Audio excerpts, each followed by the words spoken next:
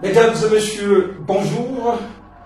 Nous mettons un cap sur le ministère gabonais des Affaires étrangères en grève depuis près d'un mois pour faire le point de la situation, le point de la grève, mais également l'actualité qui a dominé ces derniers jours cette institution, c'est-à-dire la réélection du président du syndicat du ministère gabonais des Affaires étrangères, Florian Ndongbe. Florian Ndongbe, bonjour. Bonjour, monsieur Malékou. Votre département ministériel est en grève depuis près d'un mois, 3 semaines de paralysie. Où en est-on? Avancé, statu quo? Bon, monsieur Malékou, je peux dire que c'est le statu quo, puisque depuis là, l'administration ne communique plus. Et je tiens à vous rappeler que lorsque le syndicat a lancé son mouvement de grève, le syndicat est composé d'hommes et de femmes responsables. Nous ne sommes pas des activistes. Nous avons mené une série de négociations avec la tutelle. Et ces négociations n'ayant rien abouti, nous savons, je vous dis que ça fait depuis 6 mois, deux trimestres que nous attendons le paiement de nos primes de service diplomatique PSB. Et depuis 6 mois, nous avons été patients, nous avons discuté avec l'administration, sans compter que lors du dernier paiement, cette même administration nous avait pensionné 10% de ce que nous percevons. Nous avons été patients. Sans notification préalable? Non. Nous avons été patients, conciliants, et nous avons vu que l'attente était trop longue. Donc nous avons engagé un mouvement de grève générale illimité. Et depuis ce mouvement de grève générale illimité, l'administration ne nous a plus jamais appelés, quand même nous restons ouverts à la négociation. Monsieur le Président, ça veut dire pourquoi il faut le dire que vous avez trompé votre veste de diplomate en képi et polo de combat en raison du piquet de grève quand même. Oui, naturellement, puisque... Donc on vous a arraché de votre piquet de grève au temps de cette interview, c'est pourquoi vous êtes en tenue de combat. Ça justifie cette tenue de combat, il faut le dire. Oui, oui, naturellement, puisque vous savez, bon, moi, c'est comme dans une armée, je suis le chef d'état-major. Donc, je ne peux pas venir, je ne peux pas demander à mes agents de ne pas s'habiller en veste, et moi, que moi, je vienne en veste. Parce que, habillé comme ça, c'est monter l'image du diplomate gabonais, l'image, parce que, lorsque les gens voient le diplomate gabonais habillé décemment, cela reflète une fausse image de l'image du diplomate gabonais. Le diplomate gabonais est celui-là qui souffre. Donc, il faudrait que le monde entier sache que le diplomate gabonais est quelqu'un qui souffre beaucoup. Dans cette ambiance justement surchauffée de grève, vous avez été réélu à votre poste de président. Est-ce la grève ou votre passif, c'est-à-dire le bilan moral et financier, qui en parlait pour vous? Qu'est-ce qui a parlé plus, la grève? Je pense que c'est plutôt mon bilan moral et financier qui a beaucoup pesé en ma faveur. Puisque lorsque j'ai étalé mon bilan financier et moral, il y a eu des acclamations. Il y a eu des acclamations et cela a beaucoup favorisé ma réélection. Sans compter, je peux également dire que la grève y a contribué, le problème que nous connaissons aujourd'hui, il y a beaucoup contribué, puisque c'est moi qui a commencé les négociations. Les agents ont pensé que je suis la personne la mieux indiquée pour poursuivre les négociations. D'accord. Et on sait que durant les 2 ans passés à la tête de ce syndicat, l'une des préoccupations a été la réhabilitation de votre hôtel des Affaires étrangères, donc le ministère, le siège social principal qui est actuellement inoccupé en raison principalement de l'amiante qui a causé beaucoup de dégâts de santé assortis de mort dans le canal. Oui, monsieur le vous savez, et ça me cœur, parce que j'ai vu des collègues mourir. Vous êtes présentement locataire. Oui, si nous sommes locataires. Pourquoi il faudra réhabiliter l'hôtel du ministère des Affaires étrangères? Oui, oui, mais il faudrait d'abord revenir rapidement sur justement le départ. Les raisons du départ. Les raisons du départ. Vous voyez, je ne sais pas, l'État gabonais ne veut pas prendre au sérieux les problèmes du ministère des Affaires étrangères. Vous êtes journaliste, vous avez pu constater que nous avons mené plusieurs grèves à cause de l'hôtel des Affaires étrangères. Qui non seulement il y avait de l'amiante qui décimait les agents, il y avait la chaleur, puisque la climatisation centrale était complètement out. Il n'y avait pas de toilettes. Les toilettes, bon, nous sommes agents, nous sommes Gabonais. Il n'y avait pas d'eau courante. Il n'y avait pas d'eau courante. Bon, pour les toilettes et l'eau courante, nous sommes Gabonais, on pouvait se débrouiller autrement. Mais imaginez les puissances étrangères accréditées au Gabon. Et certains allaient même faire des chiottes dans voilà. la nature. Est-ce que vous trouvez ça normal? Et qu'un diplomate étranger accrédité au Gabon vienne aux affaires étrangères, puisqu'ils viennent régulièrement ici chez nous, et qu'ils veuillent se soulager? Où ira-t-il le faire? Dans ces conditions qui étaient notre hôtel des affaires étrangères. Nous allions crier. On a envoyé la police nous mater. C'est au regard de la récurrence des décès au ministère que l'État a commencé à prendre au sérieux ce problème. Après que nous ayons perdu une vingtaine d'agents. Il faut dire que pour les survivants qui ont sollicité des indemnités en raison justement des bilans médicaux qui parlent en leur faveur, jusqu'ici, l'administration voyait par un silence complice. C'est grave. Parce que pour parler des bilans, il faudrait d'abord, pour parler d'indemnisation, il faudrait d'abord faire un bilan et savoir si, oui ou non, nous les survivants, les supposés survivants, nous sommes en bonne santé. Nous avons demandé à l'administration de nous orienter vers une structure médicale adéquate au fait de nous examiner si, oui ou non, nous sommes atteints de certaines maladies compte tenu de l'amiante. Cela n'a jamais été fait. Et certains l'ont fait de façon personnelle. Oui, de façon personnelle, mais c'est onéreux. Tout le monde n'a pas les moyens d'aller dépenser des centaines de milliers pour se faire examiner. Alors que si nous avions été soumis à l'amiante, c'est parce que nous servions l'État. Donc, il revient de la responsabilité de l'État, c'est son rôle, de nous examiner et au demeurant, de nous prendre en charge. Ça n'a jamais été fait. Alors, donc c'était le calvaire et vous avez donc participé à l'appel d'offres de réhabilitation de ce bâtiment. Que peut-on savoir de cet appel d'offres et du contenu? Oui, depuis que j'ai pris la tête du syndicat, tous les ministres avec lesquels j'ai discuté, je suis revenu sur cette question. J'ai insisté à ce que notre hôtel des affaires étrangères soit réhabilité parce que ici nous sommes locataires et ce n'est pas du tout normal que les affaires étrangères soient locataires dans leur pays. Dernièrement, j'avais discuté avec le ministre Mobélé qui m'a donné des assurances de ce que Monsieur le Président de la République, chef de l'État, prend à bras le corps ce problème de la réhabilitation de l'hôtel des affaires étrangères et qu'un appel d'offres était déjà même lancé et que les travaux commenceraient incessamment. Donc c'est vraiment en bonne marche. Comme disait un politique gabonais, incessamment c'est pas une date.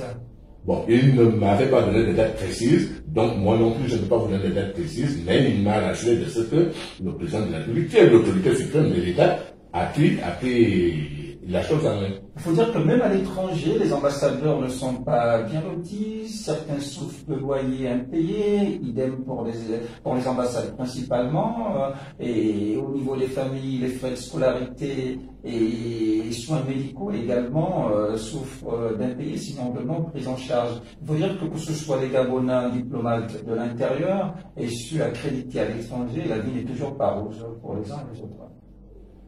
Monsieur Malékou, c'est avec un pincement au cœur, je vous parle.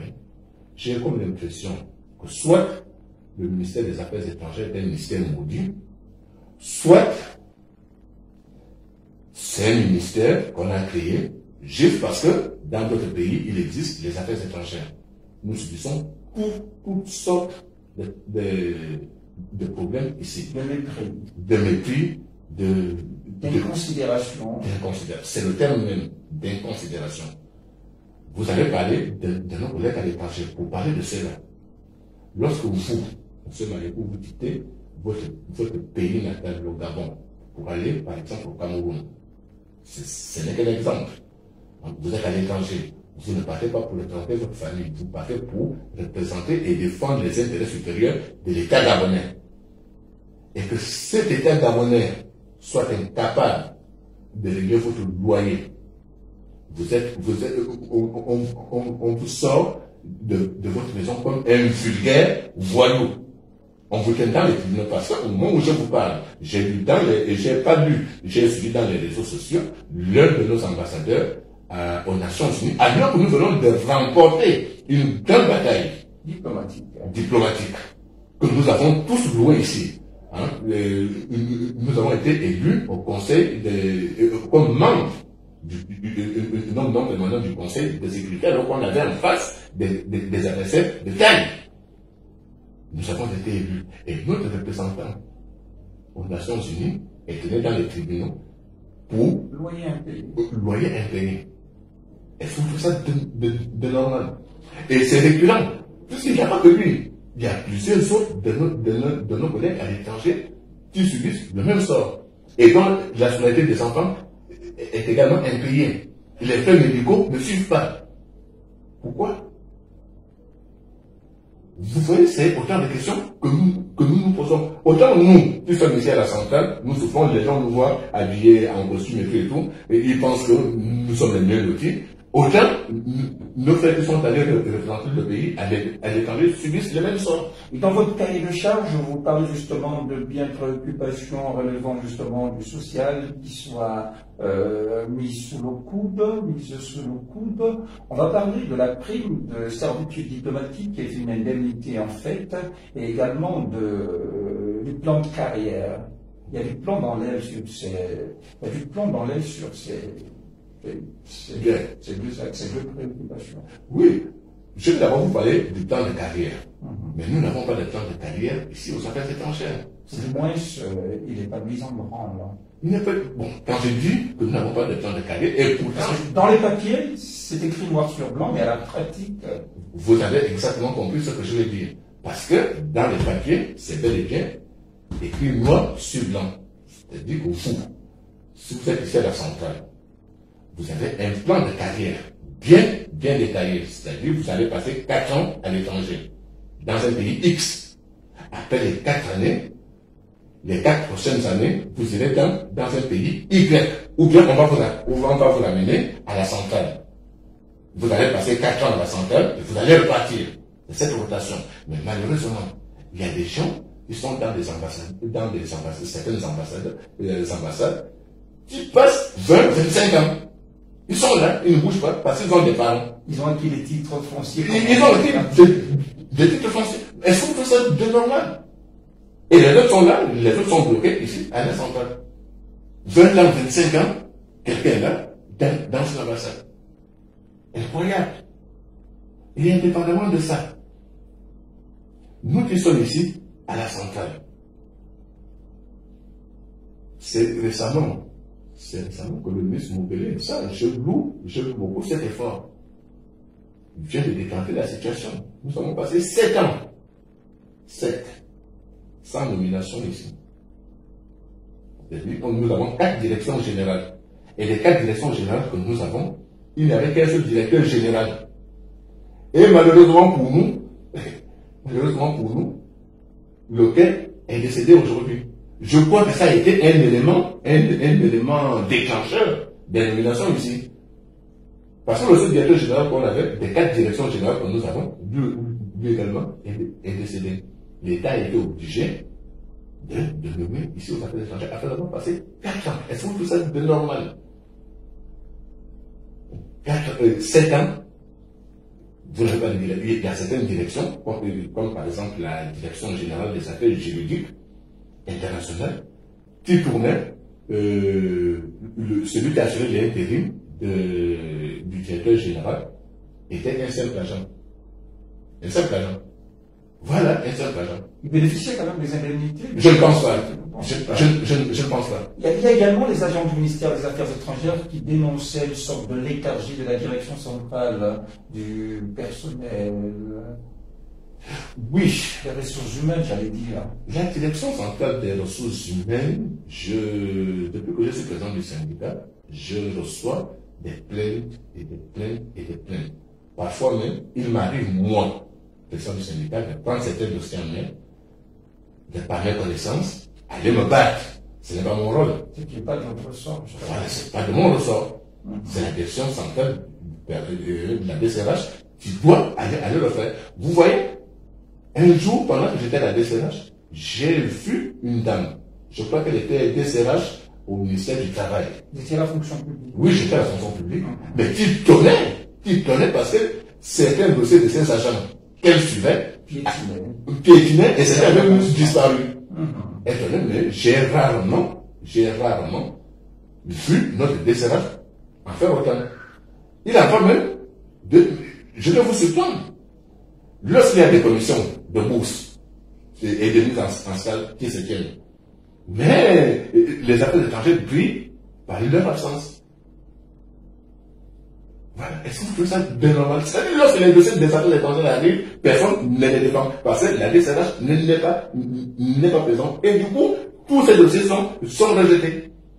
C'est pas normal. Vous avez fait de la prime de servitude diplomatique, j'ai envie de dire, l'épine dorsale de votre mouvement de grève, c'est-à-dire sans cette prime de servitude diplomatique qui accuse 2 trimestres de non-paiement, il n'y aurait ni levée ni suspension de mouvement de grève. Naturellement. Parce que dans un cahier de charge, il y a une certaine hiérarchisation de revendications. Voilà. Et le point central pour la levée ou la suspension de ce mouvement de grève, c'est le paiement intégral de 2 trimestres de primes de servitude diplomatique. Aussi longtemps qu'on ne sera pas payé, nous n'allons pas lever ce mouvement de grève. D'aucuns pourraient penser que nous sommes des activistes, pas du tout. Nous sommes des pères de notre famille. Cette prime était payée à l'aide des prestations proposées par votre département ministériel au public, j'ai envie de dire, notamment les visas, comment dire ça, les passeports, etc.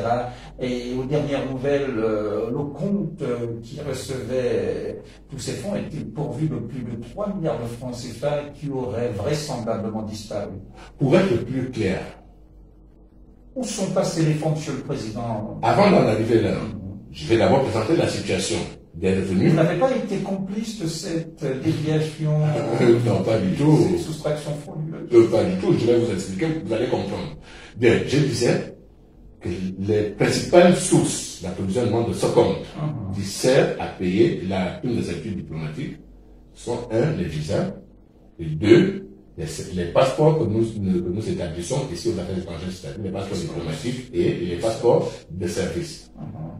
Vous conviendrez avec moi qu'avec l'arrivée de la Covid, les gens ne voyagent plus suffisamment. Donc les recettes des visas, des jeunes, oui, très en baisse. Mais pas estompé, pas asséché. Non, pas asséché complètement, mais on considérablement baissé. Car cela ne tient. Avant le retour de la prime de servitude diplomatique, qu'on considérait bien avant, on avait d'abord mené 4 ans de grève successives parce que, à l'époque, il vous souviendra que M. le Président de la République avait institué la PIP, la prime d'incitation à la performance. Et il avait été dit que les ministères qui percevaient d'autres primes, lesquelles allaient être suspendues. Maintenant que la PIP était partie, donc nous avons réclamé le retour de la prime de servitude diplomatique. Comme tous les départements ministériels. Comme les départements diplomatiques. Voilà. Et pendant ce temps, il n'y avait pas de Covid. Donc, il y avait les visas et les passeports. Ces recettes étaient complètes, elles étaient permanentes. Donc, je suis persuadé que ce compte renflouait des milliards et des milliards. Car cela ne tient. Nous allons couper court. Lorsqu'en 2019, le ministre Kabongo rétablit des primes au ministère des Affaires étrangères, ce compte est crédité de 3 milliards 500 millions.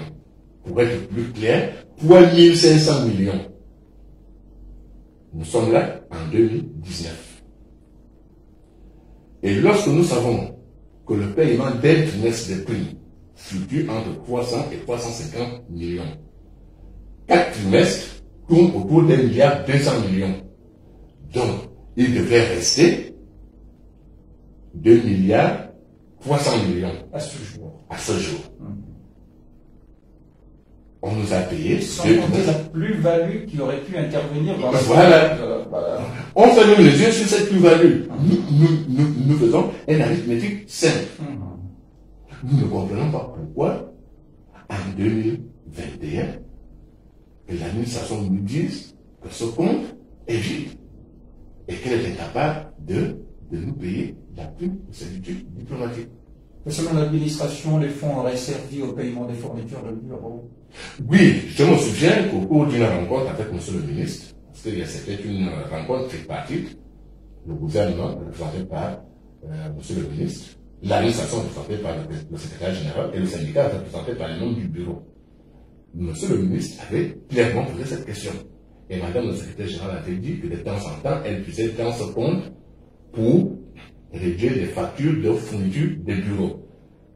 Nous trouvons ça quand même étonnant, parce que nous savons que l'État alloue des budgets, des lignes budgétaires dans chacun des ministères qui servent au fonctionnement et à l'investissement.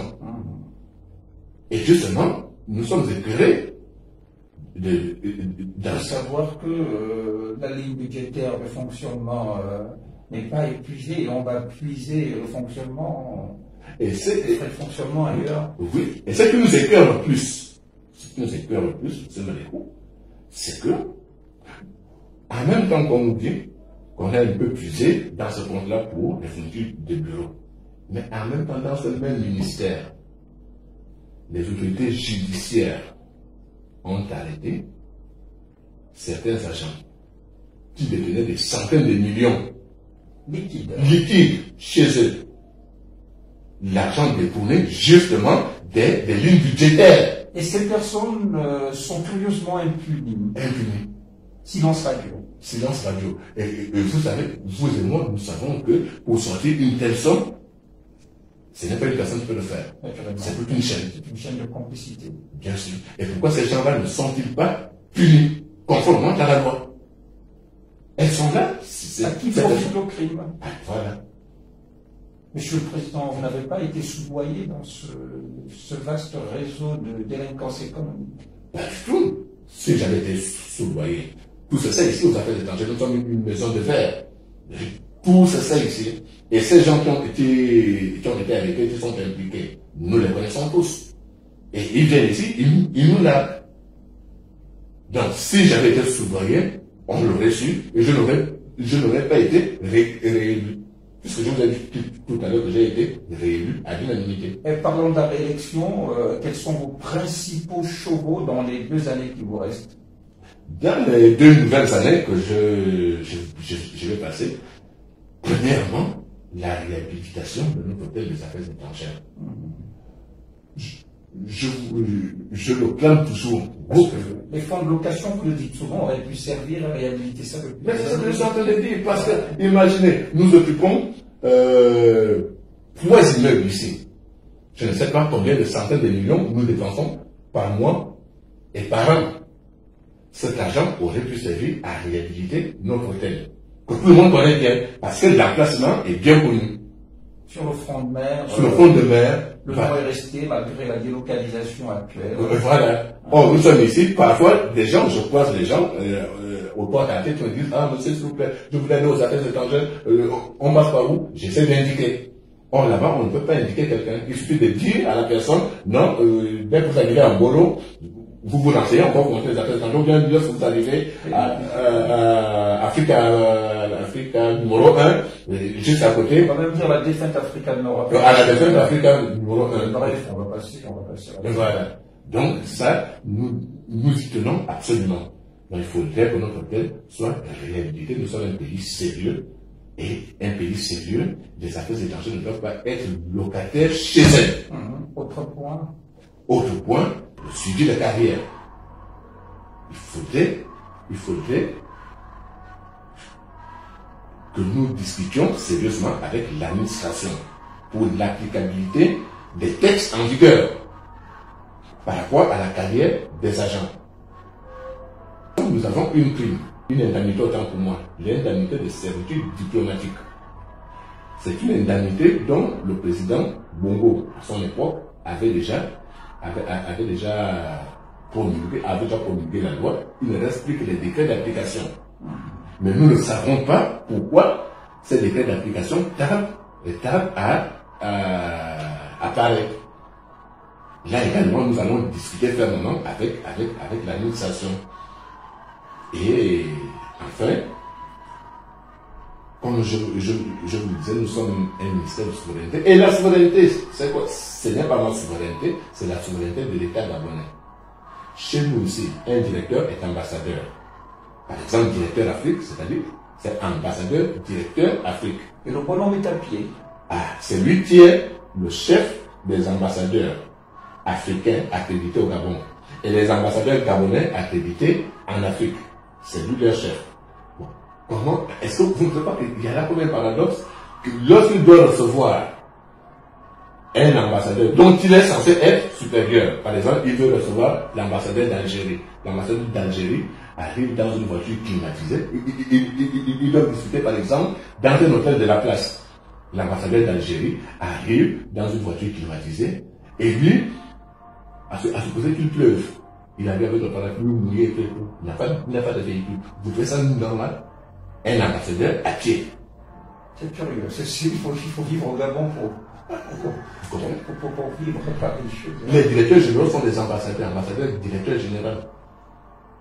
Et mieux, le secrétaire général. Secrétaire général, ambassadeur du Gabon, secrétaire général. Et heureusement que madame, l'ambassadeur du Gabon, secrétaire général titulaire, à force de nous battre, elle a quand même été dotée d'une voiture digne de son nom. Elle a une part de TX. C'est digne, durant qu'elle aussi, ambassadeur du Gabon, secrétaire général. Mais en dehors d'elle, son adjointe n'est pas véhiculée.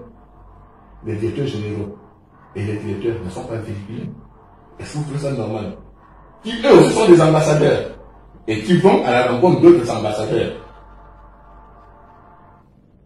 Pourquoi d'un poids, deux mesures? Pourquoi ces choses on ne les voit qu'aux affaires étrangères alors que dans notre ministère, il y a des chefs de service. Je ne parle pas des directeurs, mais je parle des chefs de service qui sont véhiculés. Mais aux affaires étrangères, on ne peut pas véhiculer les directeurs. Ne serait-ce que les directeurs. Laissons à côté les chefs de service, les directeurs. Il faut que ça cesse. Voilà. Et ça va cesser quand? Pourquoi l'État gabonais néglige-t-il quand les affaires étrangères? Et en plus, s'il faut qu'on parle, le ministère des Affaires étrangères, vous voyez, si on prend un orchestre, dans un orchestre, chacun a une tâche précise à faire. Mais il y a un chef d'orchestre. Hein, quand il écoute la musique, il faut que le bassiste, sa basse n'est pas... Donc, il vient de recadrer. C'est le rôle normalement qui est dévolu au ministère des Affaires étrangères. C'est-à-dire que c'est le ministère des Affaires étrangères qui coordonne la politique étrangère du Gabon. Voilà. Et rien ne peut se faire sans les affaires étrangères. Vous pouvez le constater, comment vous êtes journaliste. De temps en temps, on entend tel ou tel ministère a reçu tel ou tel diplomate, il y a eu tel ou tel accord de coopération, sans se référer aux affaires étrangères. Waouh! Voilà. Véritable pic, mais il faut que tout ça soit désormais orchestré. J'interpelle les membres autoritaires de l'État. On passe de la cacophonie à la symphonie pour justement tourner la page de ce passé. Mais quel est alors notre rôle? Quel est le rôle du ministère des Affaires étrangères? Oui. Monsieur le Président, depuis 3 mois vous êtes en grève, et si je comprends bien, le principal préalable à la suspension, d'abord peut-être pas à la levée, à la suspension, c'est le paiement de la prime de servitude diplomatique. Naturellement. Sans taux de servitude. Sans ce paiement, nous ne levons pas pas. de suspension, pas de levée. Non, pas du tout. D'accord. Monsieur Florian Ndombé, merci. Merci, vous Ok. Monsieur Florian Ndombé, le président du syndicat du ministère gabonais des Affaires étrangères, il était l'invité de Masdaq Info. Merci et au prochain numéro. Merci.